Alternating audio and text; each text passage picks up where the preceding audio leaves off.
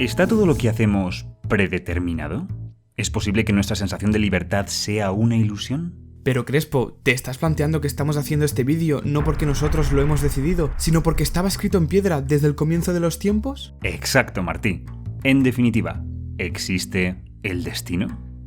Esta es una pregunta muy antigua y se puede abordar de muchas maneras. Por ejemplo, podremos hablar sobre cómo la biología de nuestro cerebro nos influye a la hora de tomar decisiones. O de cómo la cultura, la sociedad o nuestras experiencias nos afectan.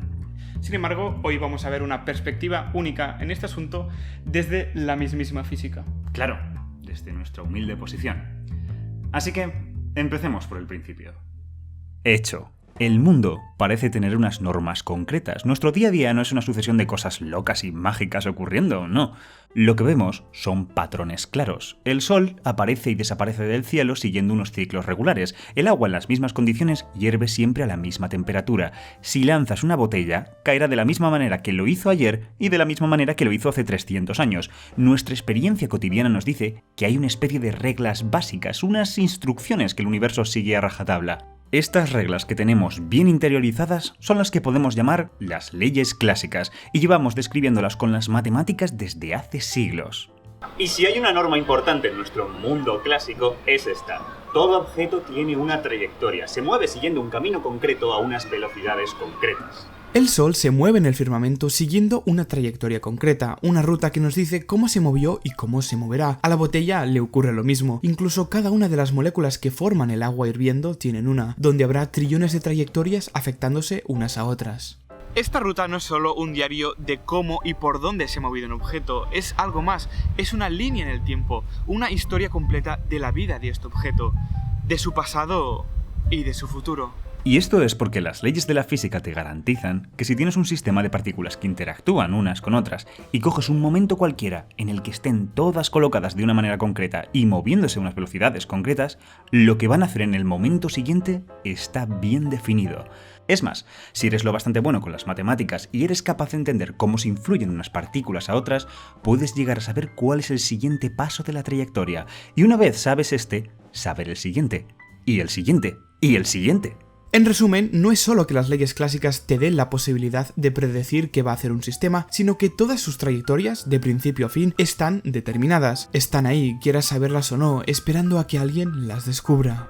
Desde la perspectiva clásica, todas las historias del universo, todas las trayectorias de todas las partículas que existen están fijadas. Cómo iba a moverse el sol, la botella o el agua eran cosas que estaban destinadas desde siempre. Esto puede verse, desde nuestra visión humana, como que las trayectorias son una cadena enorme de causa y efecto, o un montón de eventos relacionados que se remontan hasta el principio del universo. El universo sería una especie de mecanismo increíblemente grande, pero sutil. Un universo en el que todo sucede por un motivo, un universo en el que el verdadero azar no existe. El azar es la idea de no poder predecir nunca lo que va a hacer un sistema. Por ejemplo, si tenemos una moneda, va a ser cuestión de azar que caiga cara o cruz. No podemos anticipar su trayectoria, no podemos saber hacia dónde va a ir. Pero esto no es cierto, porque si supieras la velocidad y el ángulo con la que lanzas la moneda, su velocidad de rotación, su masa, el rozamiento con el aire, nada te prohíbe adelantar su trayectoria y predecir su desenlace. Por lo que en teoría se debería poder construir una máquina que sacara siempre el resultado que tú quisieras a la hora de lanzar la moneda. Y es que de hecho, esa máquina existe. Una persona se dedicó a construirla a base de prueba y error. Empezó construyendo prototipos fallidos que le permitieron ver qué variables no tenía en cuenta, hasta que las tuvo todas y consiguió una precisión de casi el 100%. En efecto, al conocer la larga lista de variables, pudo controlar perfectamente cómo quería que cayera la moneda, por lo que si puedes hacer esto con una moneda, nada te impide hacerlo con un dado, ni con tu vida misma. Incluso la aparente libertad de los seres vivos sería una ilusión. Al fin y al cabo, estamos formados por trillones de partículas y cada una de ellas tiene su trayectoria ya fijada. Sí, unas trayectorias horriblemente enrevesadas debidas a los montones de interacciones que hacen que estemos vivos, pero trayectorias al fin y al cabo. Según la física clásica, también formamos parte del mecanismo del universo, cómo los electrones se mueven dentro de tu cerebro, cómo eso impulsa unos procesos bioquímicos para que las proteínas de tus músculos cambien su forma, y cómo lleva eso a que muevas tu brazo para comer ensalada. Los humanos no somos especiales. La visión clásica no solo dice que las partículas están predestinadas, también lo estamos los seres humanos. Que el destino es algo muy real. Pero, ¿está la física clásica en lo cierto? Bueno, Martí, la realidad, como siempre, es algo más complicada. Esto es porque existen unos sistemas que, siendo influenciados de la manera apropiada, tienen un comportamiento curioso. Por ejemplo, este sistema. Estamos seguros que si lo dejamos moverse, seguirá esta trayectoria. Bien, pues si coges el sistema y lo perturbas un poquito, desviándolo ligeramente de su posición o torciendo mínimamente hacia dónde se dirige, el sistema reacciona de una manera descomunal, aumentando esa diminuta perturbación en cambios enormes. Estos sistemas se llaman sistemas caóticos. La más sutil y pequeña diferencia en las condiciones iniciales de un sistema puede derivar en resultados muy diferentes. Es lo que algunos románticos llaman el efecto mariposa. Un ejemplo de estos sistemas es el péndulo doble. Si intentas poner varios péndulos idénticos a la vez con el mismo ángulo y lanzarlos a la misma velocidad, pretendiendo que todos se muevan de la misma manera, las pequeñas diferencias de cada uno en las condiciones iniciales se amplifican con el paso del tiempo, y al final cada péndulo acaba describiendo una trayectoria totalmente distinta a la de los otros. Una analogía histórica muy interesante. ¿Sabías que la Academia de Bellas Artes de Viena llegó a rechazar 2 veces a un alumno? Y dirás, ¿y qué pasa? ¿Qué hubiera pasado si ese alumno hubiese entrado a la Academia? Bueno, ese alumno era Adolf Hitler, que tuvo que buscarse otras ocupaciones. Una decisión tan insignificante en su momento tuvo con el paso del tiempo consecuencias enormes. Y lo cierto es que los sistemas caóticos son un verdadero grano en el culo para los científicos que intentan predecirlos, porque si comienzan a hacer la predicción en un sitio ligeramente equivocado, esa equivocación se magnifica enormemente y la predicción no sirve de nada. Por este tipo de comportamientos, muchos problemas físicos todavía siguen abiertos. Pero que el sistema sea tan sensible quiere decir que no tiene un destino asegurado. Bueno, no. Por mucho que el sistema sea inestable a pequeños cambios, si lo quieres ver así, causa-efecto sigue funcionando perfectamente aquí. Unas condiciones iniciales concretas dan lugar a una única trayectoria. Que nosotros no seamos capaces de acertar con esas condiciones con total exactitud no significa que no se den unas condiciones particulares y que, por tanto, una única trayectoria esté ahí. Así que esto es el final, Crespo. El azar y el libre albedrío no son más que meras ilusiones y todo lo que va a ocurrir ya está predestinado. No te adelantes, Martín, porque nuestra amiga la mecánica cuántica tiene algo que decir. Y es que hace 100 años descubrimos que las que creíamos que eran las normas del universo eran en realidad una excepción dentro de un conjunto de reglas muy diferentes. Unas reglas que las partículas más pequeñas del cosmos manifiestan con claridad. Podemos llamarlas las leyes cuánticas. Y estas, por lo que sabemos, sí que son las normas más profundas de la realidad. ¿Qué tiene que decir la mecánica cuántica respecto al destino?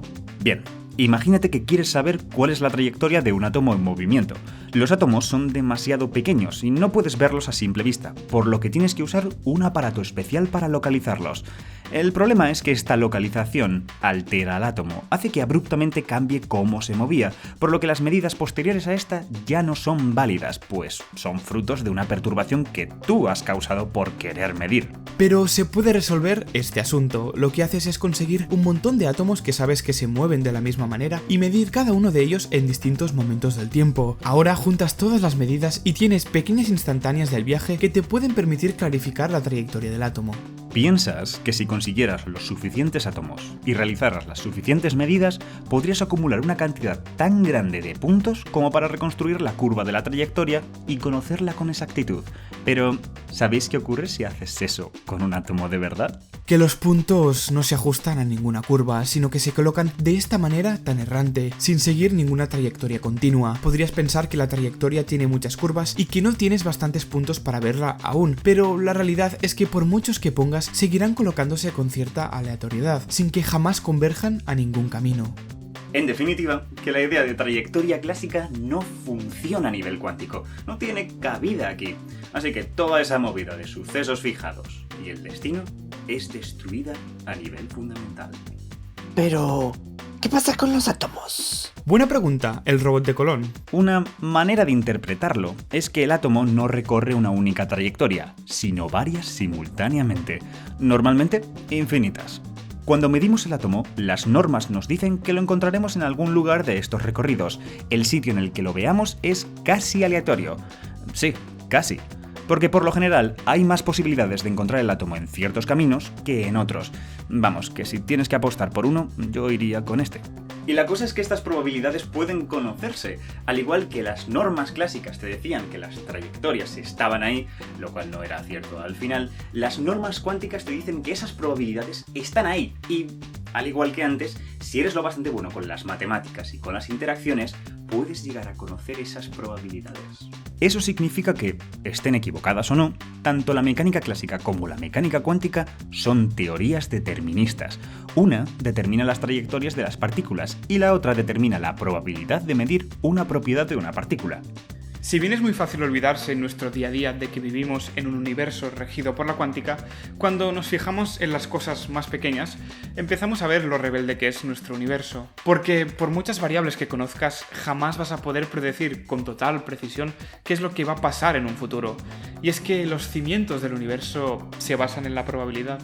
Pero una cosa, si las leyes clásicas son una excepción dentro de las leyes cuánticas, entonces eso quiere decir que ambas tienen que encajar de algún modo. Al fin y al cabo, todos estamos formados por partículas que se comportan de manera cuántica. Así que, ¿por qué no todo el colectivo se comporta igual? La solución a esa pregunta todavía es fruto de debate, pero en buena parte de los casos puede responderse con el maravilloso fenómeno de la decoherencia, la situación en la que uno de los caminos se ve privilegiado, una trayectoria en la que encontrarás al sistema en el 99,99999% de las veces. Esta es la que llamamos la trayectoria clásica. Pero fijaos, el 99,999 no es el 100%, lo que significa que, aunque remotamente, podrías medir un sistema clásico y encontrarlo fuera de la trayectoria clásica, fuera de la ruta a la que estaba predestinado. En la realidad, la probabilidad de que esto ocurra es absurdamente pequeña, realmente absurda. Necesitarías lanzar trillones y trillones de botellas para que alguna de ellas se te saliera de la trayectoria clásica, y aunque lo hiciera, sería tan poco que sería difícilmente distinguible a simple vista. Por lo que podríamos decir que, a efectos prácticos, en el mundo macroscópico, es decir, en el mundo de los objetos grandes, el destino existe. Entonces, ¿qué pasa con nosotros? Y aquí viene lo bueno, porque el cerebro tiene todas las papeletas de ser un sistema decoherente. Muchas partículas interactuando, altas temperaturas, y como sistema decoherente que es, tendría un destino predeterminado, por lo que todo lo que hacemos, todo lo que pensamos, todo lo que creemos que vamos a escoger nosotros, en realidad está predestinado. O puede ser que nuestro cerebro sea un sistema caótico.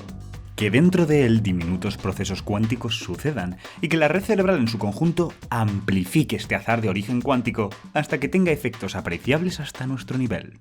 Pero, ¿pueden estos procesos cuánticos realmente suceder en el nada amigable entorno biológico del cerebro? ¿Y es realmente la red cerebral un sistema caótico? En conclusión, no tenemos ni idea de hasta qué punto otros factores pueden afectar a nuestra toma de decisiones, pero desde el punto de vista de la física, desde el punto de vista de las normas más fundamentales que existen, el libre albedrío es una cosa que es perfectamente posible. Pero si realmente existe el libre albedrío, ¿tiene algún sentido que lo tengamos? ¿Hay algún propósito detrás de que podamos tomar nuestras propias decisiones? Lo veremos en un próximo... Basta ya, Crespo. O sea, deja de torturar a tus suscriptores. Tranquilos, chicos y chicas, porque lo he convencido y hemos hecho una segunda parte de este vídeo en mi canal. Así que id al canal de C de Ciencia, al canal de Martí, para ver esta segunda parte en la que hablamos un poco sobre el sentido de la vida. Así que ya sabéis, si queréis más ciencia, solo tenéis que suscribiros. Y gracias por vernos.